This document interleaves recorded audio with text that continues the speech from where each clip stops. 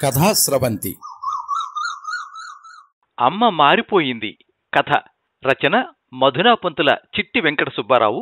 వినిపిస్తున్నది పప్పు భోగారావు. వినిపించమని కోరినవారు శ్రీమతి ఐలస్వామియాజుల పేరి జయలక్ష్మి. శ్రీ మధునాపంతుల చిట్టి వెంకట సుబ్బారావు గారు కాకినాడ నివాసి, state bank of India retired ఉద్యోగి.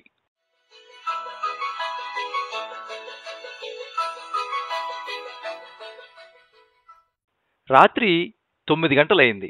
డిసెంబర్ నెల కావడం వల్ల చలి వణికించేస్తోంది. టేబుల్ మీదున్న సెల్ ఫోన్ అదే పనిగా మోగుతూ ఉంటే వంటింట్లోంచి పరుగు పరుగును వచ్చి ఫోన్ తీసింది రాజ్యలక్ష్మి. హలో అనగానే, అమ్మా ఎలా ఉన్నావు అని కొడుకు రంగనాథ్ అడుగుతూ, నేను ఎల్లుండి బయలుదేరుతున్నాను సంక్రాంతి పండక్కి.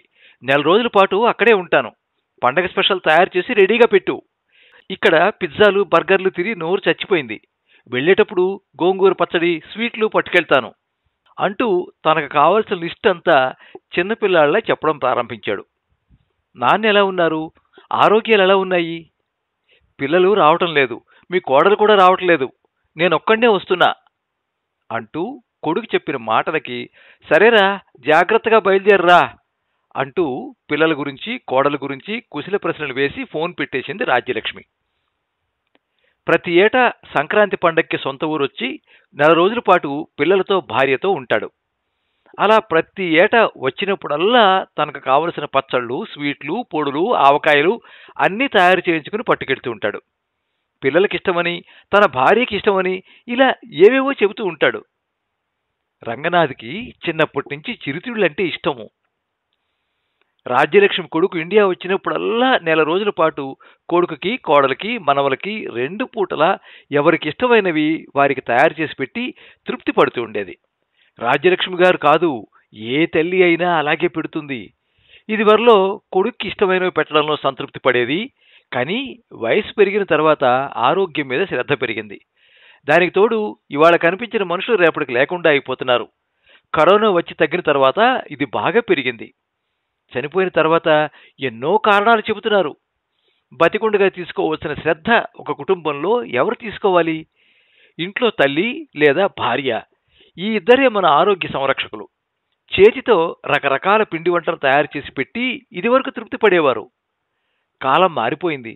నూనెతో తయారు చేసిన పిండి వంటలు పంటికి రుచిగానే ఉంటాయి, కానీ ఒంటికి ఎక్కడ లేని అనారోగ్యాలు తెచ్చిపెడుతున్నాయనంటూ రోజూ డాక్టర్లు సోషల్ మీడియాలో చెబుతున్న వార్తలు చూసి భయం పట్టుకుంది రాజ్యలక్ష్మికి.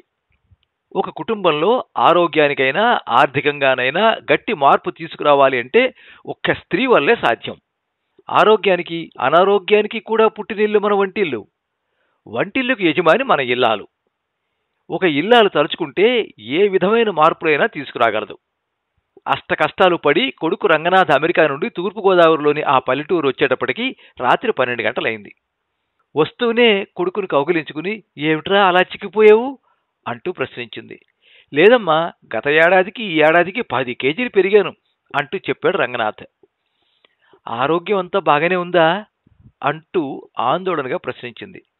లేదమ్మా, శంకుచక్రాలు 2 ధరించాను అన్నాడు. అంటే ఏంట్రా? బీపీ, షుగర్ 2 వచ్చాయమ్మా అంటూ చెప్పాడు తల్లితో.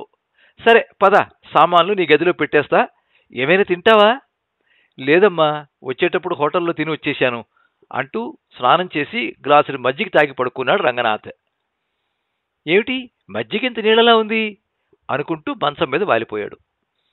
ప్రయాణం బడలిక, ఆ దేశానికి ఈ దేశానికి టైం తేడా వలన వెంటనే నిద్ర పట్టేసింది. తెల్లవారుజామున ఎవరో తలుపు గట్టిగా కొడుతూ ఉంటే మెలకు వచ్చింది. ఎదురుగుండా అమ్మ. గుడ్ మార్నింగ్ రా. ఏమిటమ్మా అప్పుడే నిద్ర లేపావు అంటూ అడిగిన ప్రశ్నకి, పద వాకింగ్కి వెళ్దాం అంటూ కొడుకు చెప్పే సమాధానానికి ఎదురు చూడకుండా వీధిలోకి అడుగుపెట్టింది. రంగనాథ్కి పొద్దున్నే అమ్మతో గొడవ ఎందుకని తల్లిని అనుసరించాడు. అలా 2 కిలోమీటర్లు నడిచి వచ్చేటప్పటికి ఒళ్ళంతా చెమట పట్టేసింది రంగనాథ్కి. రోజు అమెరికాలో అయితే ఉదయం 8 గంటలకు నిద్ర లేవడం అలవాటు. పొద్దున్నే అమ్మ లేపేసింది.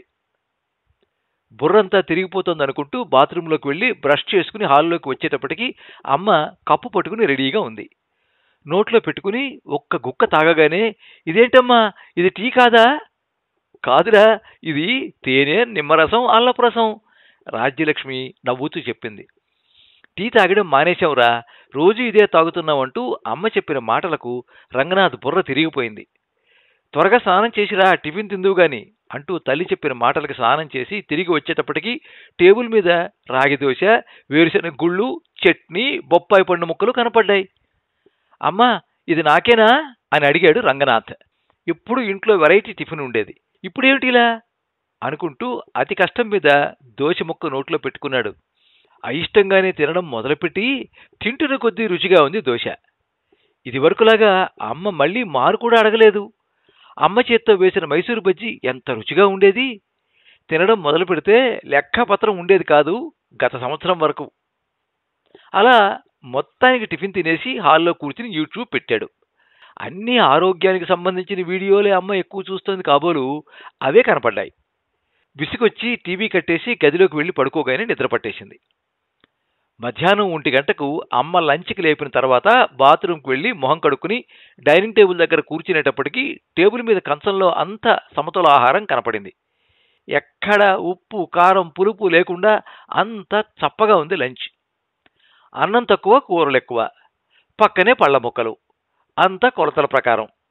దేశ రక్షణ కోసం మిలిటరీ వాళ్ళు ఎంత క్రమశిక్షణగా ఉంటారో మన ఆరోగ్యాల కోసం అమ్మ అంత క్రమశిక్షణ తీసుకువచ్చింది అంటూ నవ్వుతూ చెప్పాడు నాన్న.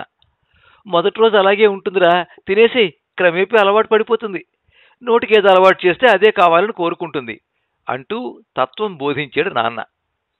ఇంక చేసేదేముంది, భోజనం అయిందనిపించి హాల్లోకి వచ్చేటప్పటికి ఫోన్ రింగ్ అయింది.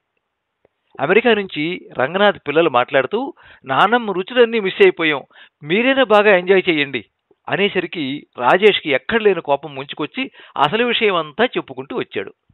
భార్య, పిల్లలు ఒకటే నవ్వులు. అయితే సాయంత్రం మెను ఏమిటి నాన్న అని అడిగారు పిల్లలు. ఇంతలో లోపల నుంచి రాజ్యలక్ష్మి వచ్చి, వాడిని ఏడిపించకండిరా, వాడికి ఇప్పటికే నా మీద పీకల దాకా కోపం ఉంది, సాయంకాలం 3 పుల్కాలు, చిక్కుడుకాయ కూర అంటూ చెప్పేసరికి రంగనాథ్కి కోపం వచ్చినా ఏమీ మాట్లాడకుండా మౌనంగా ఉండిపోయాడు. అలా కొద్ది రోజులు గడిచాయి. రాజ్యలక్ష్మి ఎవరికి కోపం వచ్చినా పెద్దగా పట్టించుకోకుండా డైట్ ప్లాన్ ఖచ్చితంగా అమలు చేస్తోంది. ఈలోగా సంక్రాంతి పండుగ దగ్గరకు వచ్చింది. గత సంవత్సరం వరకు పెరట్లో పొయ్యిలు పెట్టి 10 రోజుల ముందు నుంచి స్వీట్లు, హాట్లు తయారు చేయడమే కాకుండా చుట్టుపక్కల అందరికీ పంపించేది. ఇప్పుడు ఆ పండగ వాతావరణం లేదు. ఇంట్లో పండిన కూరగాయలు, పళ్ళు రోజు వాడుతోంది. దొడ్లో ఆవులను పెంచడం మొదలుపెట్టారు. వాటి నుంచి వచ్చే వ్యర్థ పదార్థాలే మొక్కలకి ఎరువుగా వాడుతున్నారని నాన్న చెప్పుకుంటూ వచ్చాడు. మన ఊళ్ళో అందరూ ఇదే పద్ధతి పాటిస్తున్నారని గర్వంగా చెప్పాడు నాన్న. పండగ స్పెషల్ అంటూ ఏమీ ప్రత్యేకంగా లేదు. అలా చప్పచప్పగా పండగ వెళ్ళిపోయింది. ఊళ్ళో జరిగే జాతరలన్నీ మామూలే, పండగ హుషారు మామూలే. అలా రంగనాథ్ అమెరికా వెళ్లే రోజు దగ్గర పడింది. ఇది వరలో వారం రోజుల ముందు నుంచి అమ్మ లగేజ్ తయారు చేసేది. ఇప్పుడు ఆ సూచనలేవీ లేవు. రాజేష్కి కూడా నెల రోజుల నుంచి చేస్తున్న డైట్ ప్లాన్ మూలంగా ప్రత్యేకంగా ఏమీ తినాలని లేదు. వెళ్లే ముందు కొడుకుని దగ్గర తీసుకుని రాజ్యలక్ష్మి 2 వీడియోలు చేతిలో పెట్టింది. ఇవి కోడలకివ్వరా, నూనె లేకుండా వంటలు తయారు చేసే వీడియోలు అంటూ చెప్పింది. రాజేష్ చాలా కోపం వచ్చినా మౌనంగా ఉండిపోయాడు. ఆ తర్వాత రాజ్యలక్ష్మి ఇలా చెప్పడం ప్రారంభించింది. చూడు నాయనా, ఇన్నాళ్ళు నిన్ను నా ఆరోగ్య సూత్రాలతో బాధ పెట్టాను అని నాకు తెలుసు. బాధ కంటే నాకు భయం ఎక్కువ. అప్పటి రోజుల్లో అప్పటి వాతావరణం, అప్పటి ఉద్యోగ పరిస్థితులను బట్టి ఆ తిండి వారికి సరిపడేది. అంటే ఎక్కువగా కాయ కష్టం చేసుకుని బ్రతికేవారు. అప్పట్లో గృహిణులు ముఖ్యంగా కష్టపడి వంట చేసుకునేవారు. ఇప్పటి రోజుల్లో అన్ని యంత్రాలు వచ్చి ఎవరికీ శారీరక శ్రమ లేకుండా అయిపోయింది. అలాగే మగపిల్లలు కంప్యూటర్ల మీద కూర్చుని ఏసీ గదుల్లో గంటల తరబడి పనిచేస్తున్నారు. ఆకలేసినప్పుడల్లా ఏది దొరికితే అది తింటున్నారు. అంతేకాకుండా సమాజంలో హోదా పెరిగే కొద్దీ రోజు పార్టీలు, పబ్బులు, గొడవ ఎక్కువైపోయింది. ఇదివరకు పుట్టినరోజు పండగ అంటే కేకులు కోసేవాళ్ళం కాదు, ఏదో పిండి వంట చేసుకునేవాళ్ళం. ఆ పిండి వంటలు కూడా ఎవరికీ పడట్లేదు. మనిషికి తగినంత శారీరక వ్యాయామం లేకపోవడం వల్ల ఈ అనారోగ్యాలన్నీ వచ్చి మందులకి వేలకి వేలు ఖర్చు పెడుతున్నాం.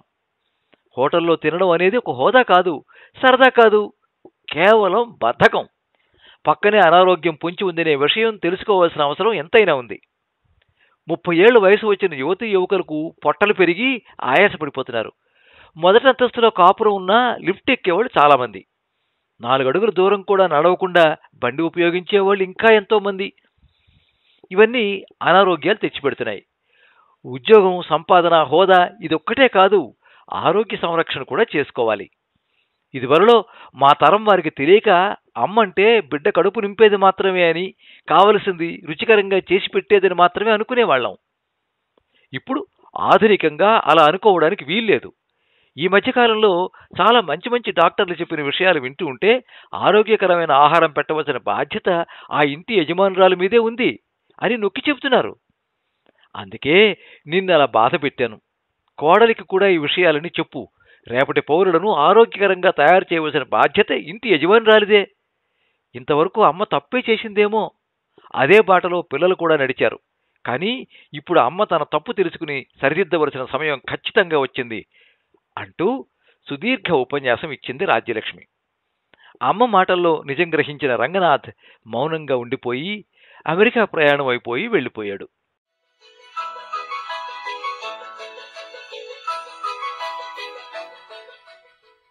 మీరింతవరకు అమ్మ మారిపోయింది కథ విన్నారు. రచన శ్రీ మధునా పంతుల చిట్టి వెంకట సుబ్బారావు. వినిపించిన వారు పప్పు భోగారావు. వినిపించమని కోరిన వారు శ్రీమతి ఐలస్వామియాజుల పేరి జయలక్ష్మి. ఈ వీడియోని లైక్ చేయండి, మీ మిత్రులందరికీ షేర్ చేయండి. ఇలాంటి మరిన్ని మంచి కథలు వినిపించడానికి ఈ ఛానల్ని సబ్స్క్రైబ్ చేసుకోండి. పక్కనే ఉండే బెల్ ఐకాన్ని క్లిక్ చేస్తే ఇలా అప్లోడ్ చేసే వీడియోల వివరాలన్నీ కూడా మీకు ఎప్పటికప్పుడు నోటిఫికేషన్ ద్వారా తెలుస్తాయి.